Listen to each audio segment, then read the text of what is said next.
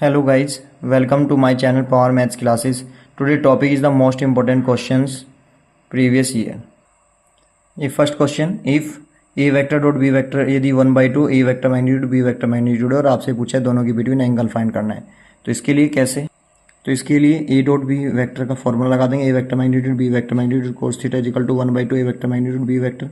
इससे ये कैंसिल हो जाएगा, तो cos theta is equal to 1/2 और 1/2 कोस में किसकी वैल्यू होती है 60 की, तो थीटा इजिकल टू कितना आ गया 60 डिग्री. तो कौन सा ऑप्शन करेक्ट आ जाएगा? इसका बी. क्वेश्चन नंबर सेकंड है, find the value of the sine inverse cos 13 pi by 5 is. तो इसमें हम प्रॉपर्टी लगाते हैं इनवर्स ट्रिग्नोमेट्री की, sine inverse x plus cos inverse x is equal to pi by.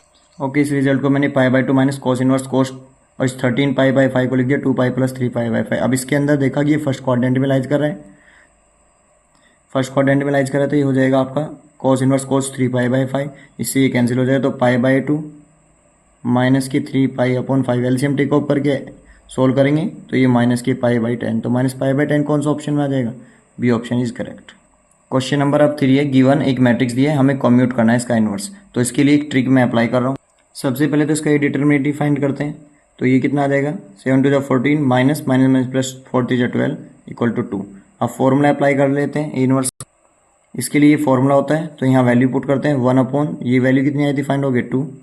जो ये रिजल्ट है इसको तो रेसिप्रोकल कर देते हैं और इनके साइनों को चेंज कर देते हैं. जैसे ये -3 है तो ये +3 हो जाएगा और ये -4 है तो +4 हो जाएगा. और बस ये इसका आंसर है. तो कौन सा ऑप्शन में दिया है ऐसा ऑप्शन नंबर आपका पास, तो C option is a correct.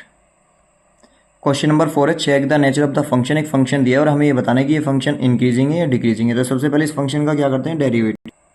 तो इसका डेरिवेटिव क्या आ जाएगा भाई, एक्स की पावर 3 का जब करेंगे तो यहाँ पे आ जाएगा आपका एक्स की पावर 3 का 3x स्क्वायर होता है, तो 4 इंटू 3 12x स्क्वायर हो गया और 18 2 36 x प्लस और 27 x कॉन्स्टेंट है, मतलब x की वैल्यू 1 और 7 क्या है कॉन्स्टेंट. तो ये इसका डेरिवेटिव.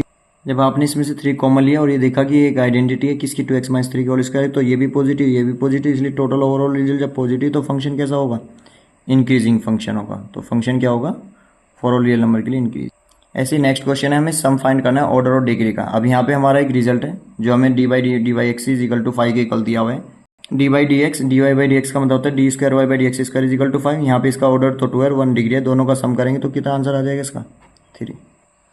दो वेक्टरों की क्रॉस प्रोडक्ट है, लैम्डा की वैल्यू फाइंड आउट करनी है. पहले हम उसको फॉर्म में लिख लेते हैं क्रॉस. ओके, ये इसकी फॉर्म में हमने इसको नोट डाउन कर दिया.